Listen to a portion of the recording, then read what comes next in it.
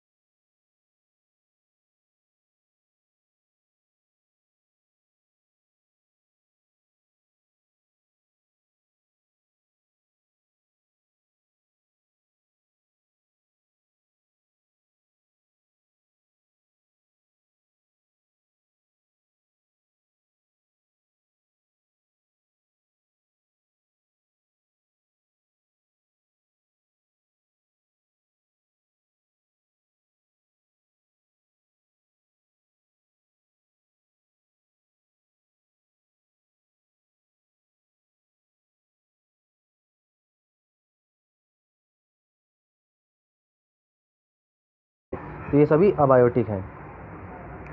Actual और developed resource ये क्या होते हैं, आइए रीड करते हैं। एक्चुअल और developed resources are resources which have already been developed and which are presently being used, जो प्रेजेंट टाइम में हमारे यूज़ में है, ठीक है, जो पहले से ही डेवलप्ड हैं, जो हमारे यूज़ में है। The quality and quantity of the resources are known to us, उनकी क्वालिटी और क्वांटिटी भी हमें पता है।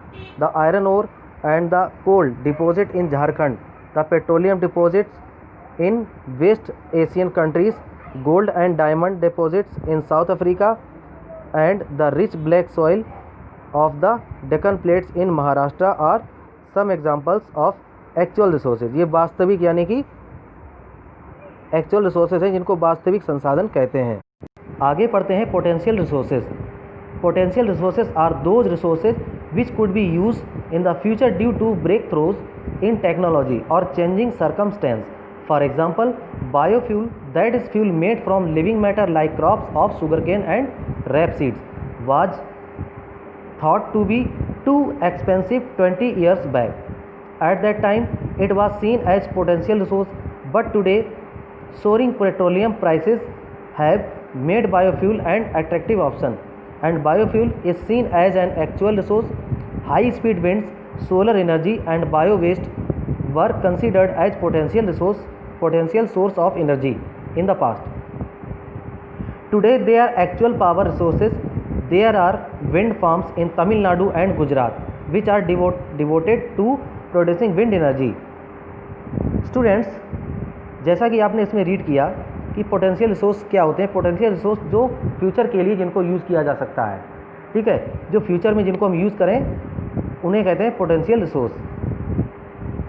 जब टेक्नोलॉजी में काफ़ी चेंजिंग आएगी और काफ़ी ज़्यादा परिस्थिति में बदलाव होगा तो आगे चलकर इस तरह के रिसोर्सेज की हमको ज़रूरत पड़ सकती है और ऐसे ही रिसोर्सेज हमारे काम में आ सकते हैं। तो ये क्या होते हैं, जैसे कि बायोफ्यूल है या बायोडीजल है, ये लिविंग थिंग से बनते हैं, जैसे कि शुगर केन है, रेपसीड है। तो ये 20 ईयर्स पहले, 20 साल पहले इसको बहुत ज़्यादा खर्चीला माना जाता था, बहुत ज़्यादा एक्सपेंसिव माना जाता था, लेकिन आज की परिस्थितियों को देखते हुए इसको पोटेंशियल रिसोर्स माना गया, यानी कि भविष्य के लिए। तो इस तरह के रिसोर्सेज कौन कौन से हैं, जैसे हाई स्पीड विंड्स, तेज़ चलने वाली हवाएं, solar energy and bio waste, यानी कि जो कूड़ा कचरा होता है, ये पहले पास्ट में इसको एनर्जी का सोर्स माना जाता था। जैसे आज हम देखते हैं गुजरात में और तमिलनाडु में हवा से चलने वाली पवन चक्की, ये जो विंड एनर्जी से चलने वाली, और सोलर एनर्जी तो आप यूज़ करते ही हैं। और बायो वेस्ट, पहले जो बायोलॉजिकल वेस्ट होता था, जैसे कि गाय का गोबर होता था और पेड़ के सूखे पत्ते होते थे, इनको एक टैंक में भर के पानी डाल के इनको सड़ाया जाता था, इससे गैस बनाई जाती जिससे कि गोबर गैस बनती थी। और गोबर गैस पहले यूज़ होती थी घर में खाना बनाने में, एक टाइम पे ये खूब चला था, लेकिन ये ज़्यादा दिन सक्सेस नहीं हुआ। तो इस तरह की बहुत सारी चीज़ें ऐसी हैं जिनको हम पोटेंशियल रिसोर्स कह सकते हैं। तो पोटेंशियल रिसोर्स की ज़रूरत क्यों पड़ी, आपको ये समझ में आया कि नहीं? पोटेंशियल रिसोर्सेज ज़रूरत इसलिए पड़ी क्योंकि आज के जो रिसोर्सेज हैं इनकी कीमतें बढ़ती जा रही हैं और इनकी कमी होती जा रही है। तो पेट्रोल और डीजल की कमी को पूरा करने के लिए इनके जो सब्स्टिट्यूट हैं, इनकी सेकेंडरी जो ज़रूरत पूरा करने के लिए पोटेंशियल रिसोर्सेज की ज़रूरत पड़ती है। जैसे कि आज बिजली महंगी होती जा रही है, बिजली का उत्पादन बढ़ाने के लिए बहुत ज़्यादा इसका प्रोडक्शन करने के लिए बहुत ज़्यादा कोयले की ज़रूरत पड़ती है, और कोयले की जो खान जो है धीरे धीरे कम होती जा रही है। बहुत सारा जो है प्रोडक्ट इसका प्रोडक्शन हो रहा है, तो इसकी कमी को पूरा करने के लिए सोलर एनर्जी का यूज़ किया गया, सोलर सिस्टम का। तो आप बहुत सारे घरों में देखा होगा, सबकी छतों पे सोलर एनर्जी के पैनल लगे हुए हैं जिससे कि बिजली की बचत की जा सके। तो आपको चलिए कुछ पिक्स दिखाते हैं जो तमिलनाडु और गुजरात में किस तरह के जो विंड एनर्जी के लिए वो जो लगे हैं, सोलर एनर्जी और विंड एनर्जी के प्लांट्स। अभी आपको इसमें कुछ पिक्स में दिखाते हैं। ये जो आप देख रहे हैं ये गुजरात का विंड एनर्जी प्लांट है। इसमें क्या है कि बड़े बड़े विंग्स लगे हुए हैं, बहुत सारे ऐसे सैकड़ों की तादाद में लगे हुए हैं। जब हवा चलती है, समुद्र की ओर से चलने वाली हवाएं इनसे टकराती हैं, तो इसके जो विंग्स हैं वो घूमते हैं और इनसे क्या होता है, पावर जनरेट होती है। तो इससे बिजली का उत्पादन बड़े पैमाने पर किया जाता है। और इलेक्ट्रिसिटी जनरेट करने के लिए ये बनाया गया है सोलर एनर्जी प्लांट, ये भी गुजरात में है। इसमें बहुत कई एकड़ में फैला हुआ है इसमें बहुत सारी सोलर प्लेट्स को एक साथ लगाया गया है, जिससे इतनी एनर्जी पैदा होती है। इस एनर्जी को कम से कम एक सिटी पूरा कंज्यूम कर सकता है। ठीक है स्टूडेंट्स, तो आप समझ गए, ये हमारे लिए पोटेंशियल एनर्जी के सोर्सेज हैं जो आगे चलकर हमारे काम में आ सकते हैं। अब आते हैं renewable resource. Renewable resource are those that get generated और replenished rapidly. Some resources replenished themselves like wildlife and forest, and some can be replenished with the help of physical, chemical and mechanical process. However, over exploitation and unscientific use of renewable resources like water, soil and forest can affect their future supply.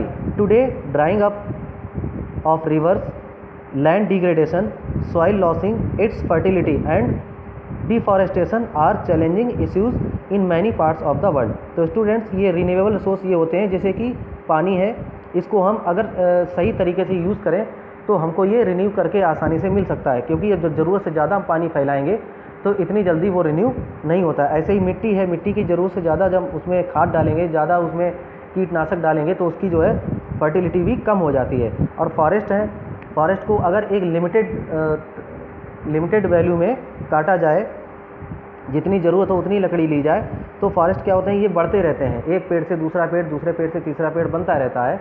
लेकिन जब ज़रूरत से ज़्यादा हम पेड़ों को काटेंगे तो उसमें इतनी जल्दी नए नए पौधे नहीं बन पाते हैं। तो क्या होगा कि एक टाइम ऐसा आएगा इनकी फ्यूचर सप्लाई बंद हो जाएगी। जैसे आज हम देख रहे हैं कि पेड़ों के कटने से नदियाँ सूख रही हैं, लैंड डिग्रेडेशन हो रहा है, यानी कि मिट्टी जो है उसकी जो फर्टिलिटी कम होती जा रही है। डिफॉरेस्टेशन मतलब पेड़ों का कटाव, वन विनाश हो रहा है। तो ये क्या है कि ये चैलेंजिंग इश्यूज़ हैं हमारे पूरी दुनिया के लिए। Many parts of the world means है कि दुनिया के कई देशों में ये चैलेंजिंग इशू है, बहुत बड़ी चुनौती है कि इन चीज़ों को कैसे रोका जाए, क्योंकि इंसानों के लिए सबसे ज़्यादा ज़रूरी ये रिन्यूएबल रिसोर्स हैं। Non renewable resource are those resources which can not be replenished और रिन्यूड। स्टूडेंट्स, रिप्लेनिश्ड का मतलब होता है जिनको दोबारा स्थापित किया जा सके। ठीक है, इस चीज़ को आप चाहे नोट कर लें चाहे याद रखें। तो जो नॉन रिन्यूएबल रिसोर्स वो होते हैं जिनको दोबारा से स्थापित नहीं किया जा सकता है, दोबारा से प्राप्त नहीं किया जा सकता है। For example metallic minerals, some other resources like coal take thousand of years to get naturally replenished, यानी कि इनको बनने में हज़ारों साल लगते हैं। जो ज़मीन के अंदर जो कोयला है, डीजल है, इसको फॉर्म होने में हज़ारों साल लगते हैं और इसको बर्बाद करने में ज़्यादा टाइम नहीं लगता है। तो जितना इनको हम बर्बाद करेंगे उतनी ही इनकी कमी होती जाएगी। Which is several times more than the human life span, they are also called non renewable resource. If we use them carelessly we may run out of these resources. तो क्या होगा, अगर हम इनको केयरलेसली यानी कि ज़्यादा केयरफुल तरीके से यूज़ नहीं करेंगे तो क्या होगा, केयरलेस होकर अगर हम इसको यूज़ करेंगे तो ये जो रिसोर्स हैं हमारे लिए ख़त्म हो जाएंगे, फिर इनको हम फ्यूचर में यूज़ नहीं कर पाएंगे। सम नॉन रिन्यूएबल रिसोर्स, तो नॉन रिन्यूएबल रिसोर्स कौन कौन से हैं? Metals, recyclable but fossil fuel like coal, petroleum and natural gas can not be recycled. तो इनको रिसाइकिल नहीं किया जा सकता है। ये जो भी फॉसिल फ्यूल है, कोल है, क्योंकि कोयला जलने के बाद एक बार राख हो जाता है, इसको हम रिसाइकिल नहीं कर सकते हैं। पेट्रोल को रिसाइकिल नहीं कर सकते हैं। जिनको रिसाइकिल कर सकते हैं वो रिन्यूएबल रिसोर्स होते हैं। यूबिक्विटस रिसोर्स, ये ऐसे रिसोर्स होते हैं जो सब जगह पाए जाते हैं। Are resources which are found everywhere, जो सब जगह होते हैं। जैसे कि एग्जांपल के लिए air is a ubiquitous resource as it is found everywhere. Localized resource are those which are unevenly distributed across the world, जो पूरी दुनिया में समान रूप से डिस्ट्रीब्यूटेड नहीं है, कहीं पर है कहीं पर नहीं है, इनको लोकलाइज्ड रिसोर्सेज कहते हैं, यानी जो किसी खास जगह के लिए होते हैं। And are only found concentrated in certain regions, copper, iron, और gold, diamonds and silver are some example. यानी कि ये जो कॉपर है, आयरन है, ये कहीं पर होते हैं कहीं पर नहीं होते हैं।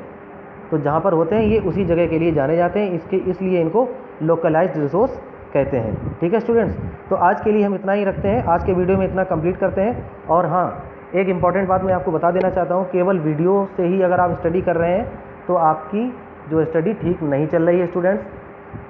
वीडियो देखने के बाद आपको बुक को रिवाइज़ करना है, चैप्टर को रिवाइज़ करना है, चैप्टर को दोबारा पढ़ना है। अगर चैप्टर दोबारा नहीं पढ़ेंगे तो आपको प्रॉब्लम हो सकती है, ठीक है। तो जो भी प्रॉब्लम्स हैं आप पहले बुक रीड कीजिए, पहले वीडियो देखिए, वीडियो देखने के बाद में बुक रीड कीजिए, उसको रिवीजन कीजिए। रिवीजन करने के बाद जो भी प्रॉब्लम आपको आती हैं आप हमको व्हाट्सएप मैसेज कर सकते हैं, फिर मैं हम जो आपकी जो प्रॉब्लम्स हैं उनको दोबारा से सॉल्व करेंगे और नेक्स्ट वीडियो में उसको सॉल्व करके आपको बताते चलेंगे। अगर आप पढ़ेंगे नहीं तो हम समझ नहीं पाएंगे आपको कौन सी प्रॉब्लम है। तो इस तरीके से स्टडी को अच्छे तरीके से करते रहिए, ठीक है स्टूडेंट्स। नेक्स्ट वीडियो में हम स्टार्ट करेंगे ह्यूमन मेड रिसोर्सेज से, ठीक है स्टूडेंट्स। तो ठीक है, आप पढ़ते रहिए मन लगा के। Okay, take care, bye.